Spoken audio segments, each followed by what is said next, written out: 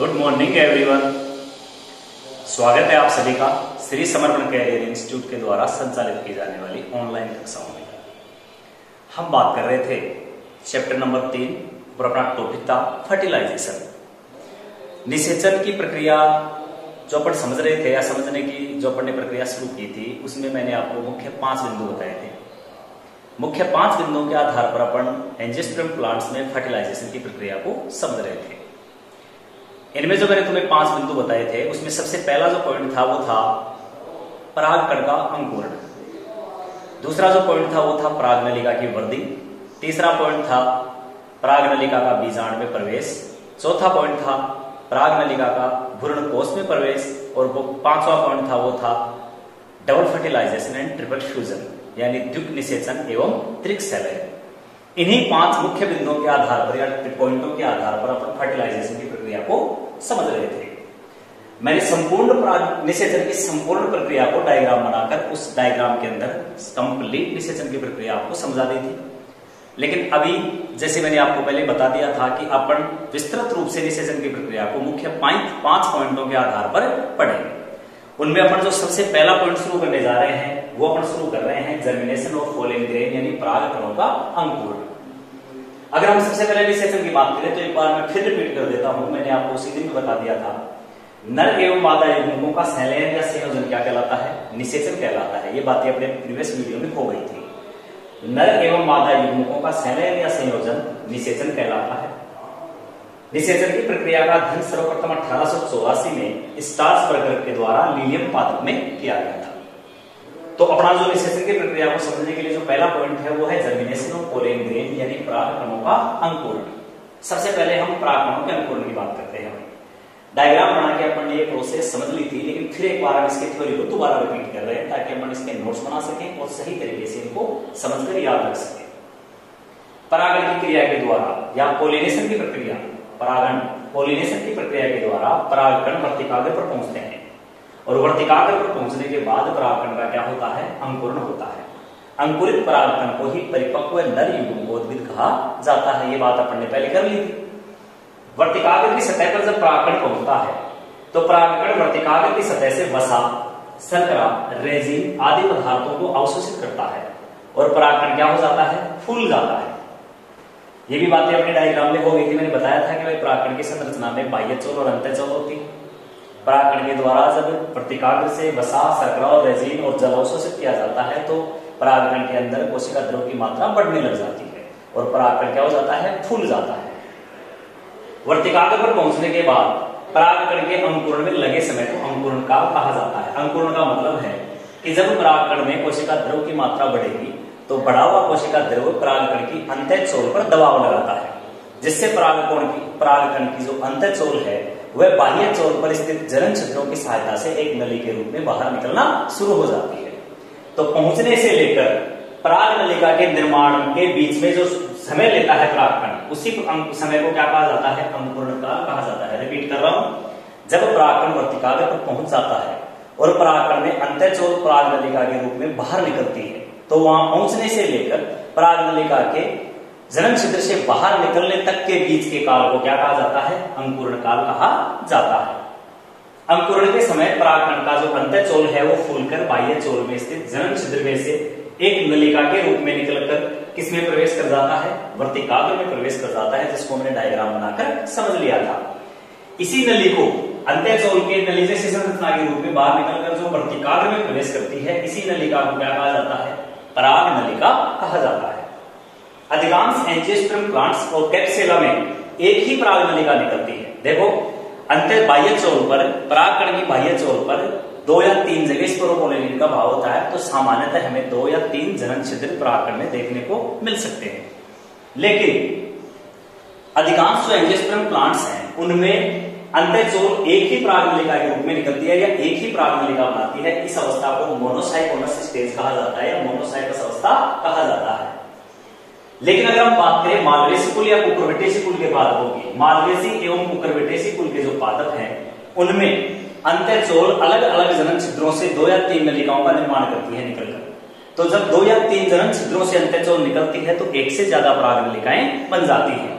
तो कुकुरबिटेसी और मालवेसी कुल के पादपों में एक से अधिक परागनलिकाएं निकलती है। इसको मैं यहाँ समझा देता हूँ। देखो ये अंतःचोल है और ये अलंकृत बाह्य चोल है, और इसमें हमारे को दो से ज्यादा जनन छिद्र देखने को मिलेंगे। ये जनन छिद्र है, ये जनन छिद्र है, और ये जनन छिद्र जहां स्पोरोपोलिन का भाव होता है। तो यहां से भी अंतःचोल एक नली जैसी संरचना के रूप में निकल रही है, और यहां से भी अंतःचोल नली जैसी संरचना के रूप में निकल जाएगी ऐसे। तो जब एक से ज्यादा परागनलिकाएं बन जाती है तो इस अवस्था को कहा जाता है पॉलीसाइफोनस अवस्था कहा जाता है। इस स्टेज को क्या कहा जाता है? पॉलीसाइफोनस स्टेज कहा जाता है। हालांकि एक से ज्यादा परागनलिकाएं बन सकती हैं, लेकिन अंतिम रूप से सक्रिय परागनलिका के रूप में या वृद्धि करती हुई परागनलिका के रूप में एक ही परागनलिका सक्रिय रहेगी। अन्य शेष परागनलिकाएं क्या हो जाती हैं? नष्ट हो जाती हैं या वृद्धि नहीं कर पाती हैं। पॉलीसाइफोनस अवस्था कहा जाता है। और नलिकाएं निकलती हैं परागनलिका के रूप में। जब परागन से परागनलिका के रूप में नलिका निकलती है तो इस कोशिका का जो केंद्र को जो कोशिका ध्रुव है, कायिक नलिका केंद्र या कायिक केंद्र और कोशिका ध्रुव और जनन कोशिका सभी निकलकर किसमें आ जाते हैं? परागनलिका में आ जाते हैं। तो ये तो था अपना पहला point, germination of pollen grains. इस तरीके से तो परागकण का अंकुरण होता है निषेचन की प्रक्रिया के लिए।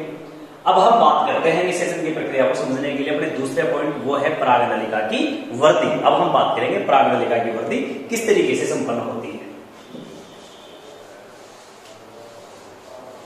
परागनलिका की वृद्धि, देखो परागनलिका की जो वृद्धि है ये मुख्यतः वर्तिका की अंदर की संरचना पर निर्भर करती है। परागनलिका वर्तिका में जो वृद्धि करती हुई आगे बढ़ती है, तो परागनलिका की वृद्धि को कौन प्रभावित करता है? वर्तिका की आंतरिक संरचना प्रभावित करती है। अगर कुछ एग्जाम्पलों के आधार पर हम वृद्धि करती हुई परागनलिका के बारे में जाने, या कुछ एग्जाम्पलों के आधार पर हम ये समझें कि परागनलिका अलग अलग पादपों में अलग अलग तरीके से वृद्धि करती है। जैसे अगर हम बात करें लीलियम एवं राइबीज की, लीलियम और जो राइबीज है इनकी जो वर्तिका होती है, लीलियम एवं राइबीज की जो वर्तिका होती है, ये वर्तिका अंदर से ही पूरी की पूरी वर्तिका खोखली होती है। लीलियम एवं राइबीज पादपों में वर्तिका अंदर से खोखली होती है। इस खोखली वर्तिका के अंदर श्लेष्मिक पदार्थ भरे हुए होते हैं। खोखली वर्तिका में क्या भरे होते हैं? श्लेष्मिक पदार्थ भरे हुए होते हैं, जो परागनलिका की वृद्धि को क्या करते हैं? प्रेरित करते हैं। क्योंकि ये अंदर से खोखली होती है, तो खोखली होती है तो उसके अंदर बिल्कुल स्पष्ट जगह मिलेगी परागनलिका को आगे आगे वृद्धि करने के लिए। गुहा अंदर से खोखली है, प्लस खोखली गुहा में श्लेष्मिक पदार्थ मौजूद रहते हैं जो इसकी वृद्धि को क्या करते हैं? प्रेरित करते हैं। तो लीलियम एवं राइबीज में वर्तिका खोखली होती है, इसकी गुहा श्लेष्मिक पदार्थों से भरी होती है जो परागनलिका की वृद्धि को प्रेरित करते हैं। श्लेष्मिक पदार्थ क्या करते हैं? इसकी परागनलिका की वृद्धि को प्रेरित करते हैं। अगर हम ज्यादातर एंजियोस्पर्म प्लांट्स की बात करें तो ज्यादातर एंजियोस्पर्म प्लांट्स में ये जो वर्तिका है अंदर से वर्तिका की गुहा खोखली न होकर ठोस होती है। अंदर से पूरी वर्तिका, अंदर से पूरी वर्तिका क्या होती है? ठोस होती है। तो ठोस जो वर्तिका जिन पौधों में होती है, इन पौधों में वर्तिका के केंद्रीय भाग में जितने भी वर्तिका के केंद्रीय भाग में जो उत्तक उपस्थित है, उन उत्तकों ये वे उत्तक पेक्टिनोज एंजाइम की क्रिया के द्वारा क्या हो जाते हैं? नष्ट हो जाते हैं। दोबारा सुनो मैं क्या बता रहा हूं। ज्यादातर एंजियोस्पर्म प्लांट्स के अंदर जो वर्तिका होती है वो ठोस होती है। तो ठोस वर्तिका वाले जिन पौधों की वर्तिका ठोस होती है, उन्हें उस वर्तिका के केंद्रीय भाग में जो उत्तक होते हैं, वे उत्तक पेक्टिनेज एंजाइम की क्रिया के द्वारा क्या कर दिए जाते हैं? नष्ट कर दिए जाते हैं। तो केंद्रीय भाग में उत्तकों के नष्ट होने की वजह से एक गुहा बन जाती है सक्रिय से, और वर्तिका होती है, परागनली होती है, इसी केंद्रीय भाग की गुहा से आगे वृद्धि करती हुई आगे बढ़ती है। तो पेक्टिनेज एंजाइम की क्रिया से उत्तक नष्ट हो जाते हैं, जिससे वर्तिका के लिए केंद्र में क्या बन जाता है? एक मार्ग बन जाता है। अगर हम कुछ पादप जैसे आइनोथेरा की बात करें, आइनोथेरा और पिटोनिया की बात करें, तो आइनोथेरा और पिटोनिया जैसे पादपों में परागनलिका की जो वृद्धि होती है वर्तिका के केंद्रीय भाग में, वो होती है इसके केंद्रीय भाग में जो कोशिकाएं होती हैं, जैसे मान लो ये सेल्स हैं, तो कोशिकाओं के बीच में जो अंतरकोशिकीय अवकाश है, वर्तिका की कोशिकाओं के बीच अंतरकोशिकीय अवकाश, दो कोशिकाओं के बीच के अवकाश को अंतरकोशिकीय अवकाश कहा जाता है। तो परागनलिका इन्हीं कोशिकाओं के अंतरकोशिकीय अवकाशों के बीच से होती हुई क्या करती है? वृद्धि करती है। ये कोशिकाओं के बीच में जो अवकाश है, जो जगह है, इसी जगह से होती हुई परागनलिका इस तरीके से क्या करेगी? वृद्धि करेगी। तो देखो आइनोथेरा और पिटोनिया आदि में परागनलिका वर्तिका के केंद्रीय भाग की कोशिकाओं के बीच उपस्थित अंतरकोशिकीय अवकाशों से होती हुई क्या करती है? वृद्धि करती है। उसके बाद हम परागनलिका के अंदर कुछ अन्य पॉइंटों की बात करें तो देखो, तो हमेशा किसकी ओर होती है? अंडाशय की ओर होती है। हमेशा परागनलिका की वृद्धि किस ओर होती है? अंडाशय की ओर होती है। की वृद्धि सदैव परागनलिका की वृद्धि सदैव अंडाशय की ओर होती है।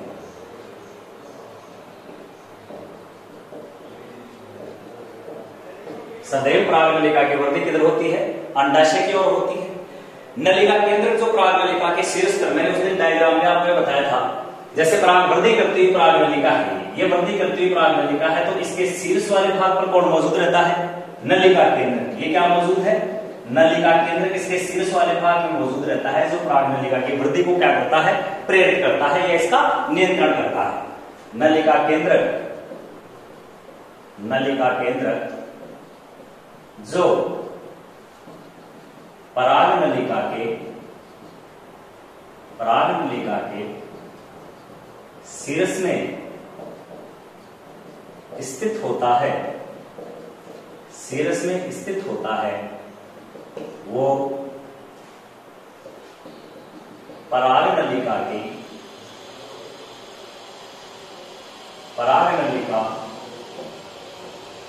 वृद्धि का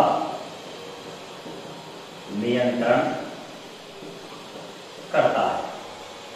इसके अलावा अगर हम और बात करें तो परागनलिका की वृद्धि के लिए कुछ तत्वों की भी आवश्यकता पड़ती है। अगर पौधे में बोरोन एवं कैल्शियम जैसे तत्वों की कमी हो जाएगी तो परागनलिका की वृद्धि प्रभावित हो जाएगी, परागनलिका सही तरीके से वृद्धि नहीं कर पाएगी। इसके अलावा अगर हम टेम्परेचर की बात करें तो परागनलिका की जो वृद्धि होती है वो 20 से 30 डिग्री तापमान पर, 20 से 30 डिग्री सेंटीग्रेड तापमान पर परागनलिका की वृद्धि सही तरीके से संपन्न हो पाती है। तो अगला पॉइंट है, परागनलिका की वृद्धि के लिए परागनलिका की वृद्धि के लिए बोरोन एवं कैल्शियम तत्व आवश्यक हैं एवं 20 से 30 डिग्री सेंटीग्रेड तापमान पर सही तरीके से संपन्न होती है। टेम्परेचर कितना चाहिए? 20 से 30 डिग्री सेंटीग्रेड तापमान चाहिए, जिस पर परागनलिका की वृद्धि सही तरीके से संपन्न होती है। वृद्धि के लिए बात करें तो परागनलिका की जो वृद्धि होती है ये हमेशा क्या होती है? शीर्ष। परागनलिका की वृद्धि हमेशा शीर्षस्थ होती है। कैसी होती है भाई? परागनलिका की वृद्धि हमेशा कैसी होती है? शीर्षस्थ वृद्धि होती है तथा वर्तिका, स्वयं वर्तिका, अंडाशय और बीजांड, इन सभी के अंदर जो रासायनिक वृद्धि कारक होते हैं ये इसकी वृद्धि को क्या करते हैं? प्रेरित करते हैं। शीर्षस्थ होती है तथा वर्तिका, अंडाशय एवं बीजांड आदि में, वर्तिका, अंडाशय, बीजांड आदि में उपस्थित रसायन वृद्धि कारक इसकी वृद्धि को प्रेरित करते हैं। इसकी वृद्धि को क्या करते हैं? प्रेरित करते हैं। इसके अलावा बात करें तो जो परागनलिका की जो वृद्धि होती है यह हमेशा एक ही दिशा में होती है। हमेशा परागनलिका की वृद्धि शीर्षस्थ होती है और बीजांड, वर्तिका और अंडाशय, इनमें जो रसायन वृद्धि कारक मौजूद होते हैं ये भी परागनलिका की वृद्धि को हमेशा एक दिशा के लिए ही क्या करते हैं? प्रेरित करते हैं। तो अगला पॉइंट हो गया, जो परागनलिका की वृद्धि होती है एक दिशा होती है। परागनलिका की वृद्धि एक दिशा होती है। एक दिशा का मतलब हमेशा किधर होती है? अंडाशय की ओर एक दिशा होती है तथा रसायन अनुवर्ती होती है। इस तरीके से परागनलिका वर्तिका में वृद्धि करती हुई आगे बढ़ती है। उसके बाद परागनलिका किस तरह परागनलिका वृद्धि करती हुई कहां बढ़ती है? परागनलिका वर्तिका में वृद्धि करती हुई आगे बढ़ती है। इसके बाद परागनलिका कहां पहुंच जाती है? अंडाशय के अंदर पहुंच जाती है और बीजांड में प्रवेश करने की प्रक्रिया शुरू होती है। तो अपना जो नेक्स्ट पॉइंट अपन शुरू करने जा रहे हैं वो है पराग नलिका का बीजांड में प्रवेश, जिसकी बात हम करेंगे अपने नेक्स्ट वीडियो में। Thank you. शेष बचा हुआ आपका दिन बहुत शुभ रहे।